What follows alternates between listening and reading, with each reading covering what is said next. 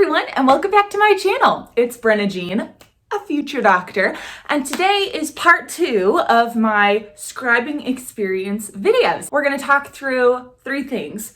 What a typical shift looked like for me as a scribe, lessons learned from scribing, and why I ultimately decided to stop being a medical scribe. Let's get started.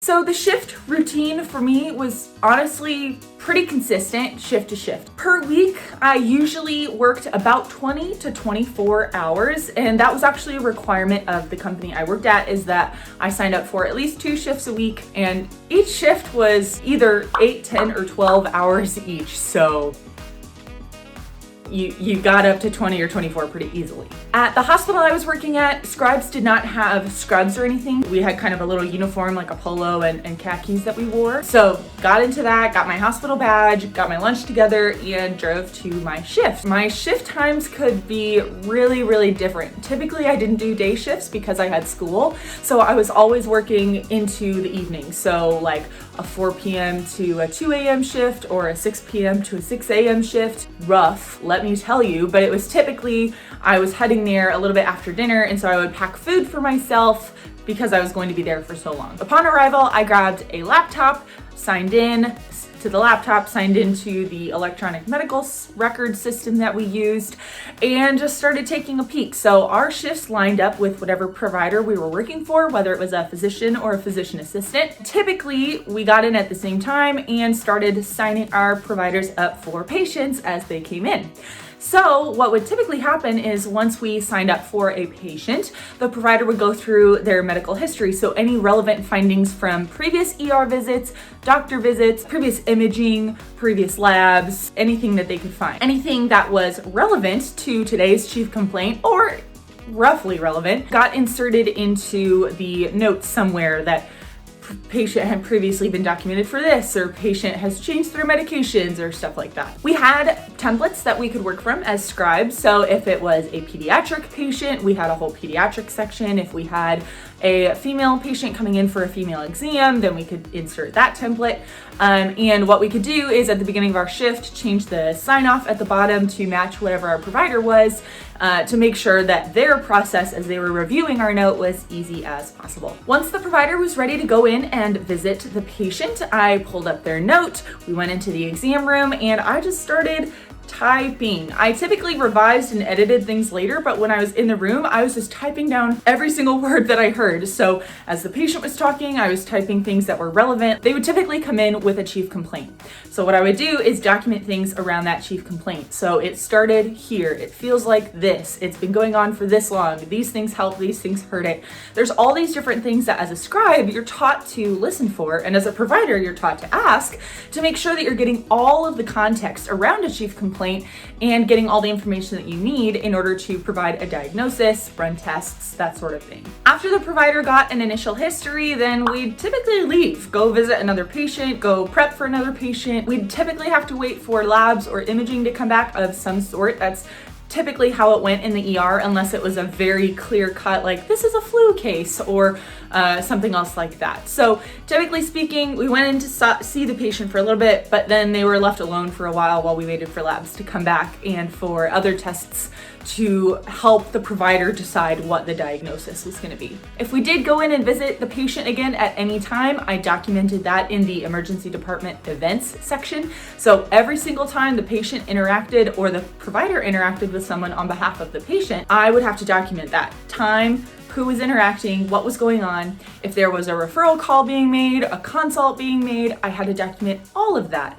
And this is just because for the integrity of the patient's visit, you want to make sure that everything is captured because, like I said earlier, anyone who is seeing the patient, whether it's in an emergency room or their private practice, you want to know the full context of the patient's history. And that includes everyone who has heard about the patient at any point or any labs that were run. It's important to get all of that documented as clearly as possible. Once the patient was ready to go, we did do a final visit with discharge instructions, what any medications were going to be if necessary, what follow-up treatments they were going to need.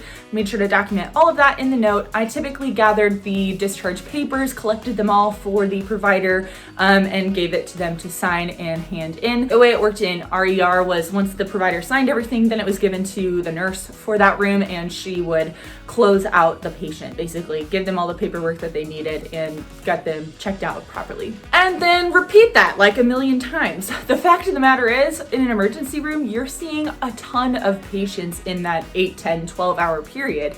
So you are constantly going into patients' rooms. You might be managing 3 or 4 patients simultaneously, and being able to keep track of who is doing what and whose labs are coming back for what, especially when you throw a trauma in there, is absolutely crazy. So repeat that process for a bunch of other patients throughout the course of the shift, and that's pretty much what it looked like.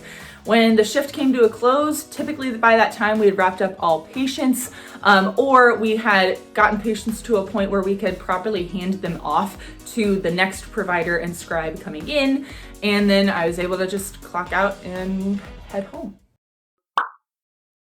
Lessons learned while scribing. Oh gosh. Well, it makes you have a really good appreciation for the standard 8-hour workday, let me tell you. Working 8, 10, 12 hours over evenings is just really strange and discombobulating. Like, you go into work when it's daylight and you come out when it's dark. Like, that's just weird. Like, I work a full-time job right now, and unless it's like the dead of winter, like, it's always light when you arrive and when you depart. Another part of it is just the endurance. Like, it's not like it's 8, 10, 12 hours of sitting at a desk. It's 8, 10, 12 hours of sometimes sitting at a desk, but most of the time walking around to patient rooms and interacting with people. And it's a lot. It was a lot. It was a shock. But I'm glad I experienced it because it gave me a good taste of what it's like to actually work in a hospital and what that busyness means. I think I kind of mentioned this earlier, but the sheer quantity of patients that you see while you're in the emergency room is crazy. You could see anywhere from 15 to 30 plus patients in a shift. And that's just like, when you think about it, when you break down all of the work that you have to do for that patient, whether it's documentation, treatment, if a patient comes in and needs stitches, I mean, things can build up really quickly, and our emergency room was always packed. Like, inevitably we had people outside of rooms. They were just in beds in the hallways, and that was always hard to keep track of because they didn't have room names. They just had like hallway A. So it was tough to keep track of that many people at once, and it really teaches you how to manage your time well and flip between tasks quickly. One thing I saw that made me kind of disappointed, and what I'm really hoping doesn't happen to me, or that I'm actively going to try and not let happen, is that it's so easy to get jaded. There were quite a few physicians and physician assistants that I worked with, at least in this hospital. It might not be like that everywhere. There were at least a few of them who were just very jaded, and they would make snarky comments or sarcastic comments about their patients, and it was just not like the most positive environment to be in.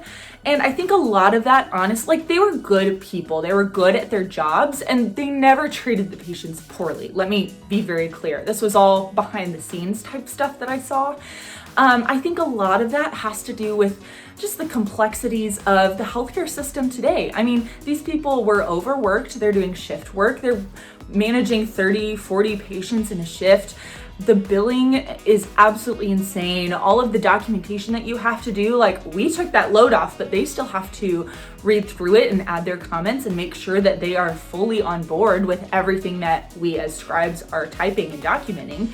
And yeah, there's just a lot when it comes to being in that type of work environment that can drag you down really quickly. And that's something that I'm gonna try and really avoid when I get into medicine. And if I ever feel myself getting into that sort of rut, yeah, gonna try and find a way out of it, let me tell you, because that's not a very fun environment to be in. Team is so important. Oh my gosh, it was crazy how great our team was at that hospital. Whether it was you were working with a physician or a physician assistant, you typically had a bunch of people on the nursing staff, radiology, like I can't even name all the people that made it so, like nurses, for example, they did a lot to help with the chief complaint documentation, medications, vitals.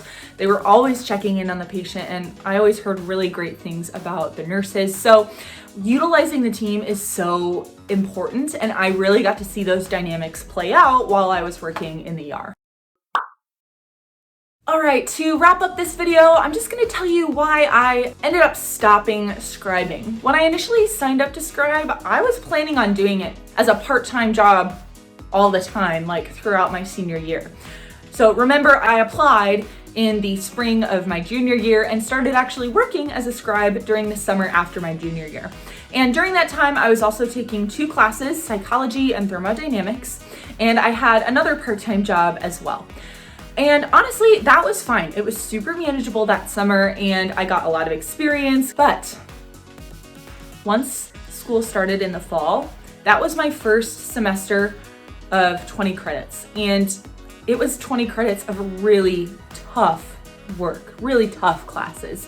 And it got to me so quickly. I had just signed myself up for way too much. I was in a bunch of classes, I was working this job, I was on 2 leadership boards, not to mention a part of other just performances and things for Purduettes, and it took a real toll on my health, my mental health. There were times where I was awake for 36, 48 hours at a time because I would go to class all day and then like do shift work all night and then go to class all day and then do shift work all night, and maybe like 1 to 2 hours of sleep throughout like that period. But it was really tough and my grades started to suffer. So I think I could have gotten much better grades that semester if I hadn't started out so poorly, but you know, you live and you learn. So that was really part of it. Like my health was suffering, my grades were suffering, and I knew something had to give.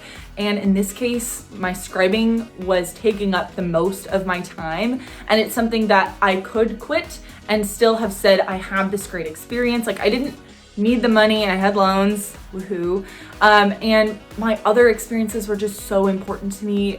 Like they fulfilled me in other ways that I didn't want to give up because I knew I wouldn't have the chance to perform again, and I wouldn't have the chance to be in charge of college mentors from a like activity standpoint again. And those were just really important for me to continue. Whereas scribing, if I got into medical school, I was going to do that for the rest of my life. So it was one of those sorts of trade-offs that I just had to recognize that I had to give up. So yeah, I officially ended my job as a scribe in like late September of my senior year. And it was honestly smooth sailing after that. It just got so much easier to focus on my grades and what else I was doing in school. And then of course hopefully you already saw my video of my second semester senior year where I got my 4.0. And I truly think it's because I had learned from the previous semester. I said no to things that I couldn't do, and I really prioritized what was important. Anyway, that's all I have for today. I hope you enjoyed this video, my part 2 on my scribing experience. I hope you learned something helpful. If you have any questions about further questions about scribing, my experience scribing, how I started, definitely check out my part 1 video if you haven't seen that already, but feel free to email me. My email is always in the description below if you want to reach out. I'm always happy to help. And until next time, like this video if you like what you saw today, subscribe to my channel to see more just like it, and of course, follow me on my Instagram at BrennaJFutureDoc. See you there. And yeah, so that's all for today, and I will see you next time. Bye!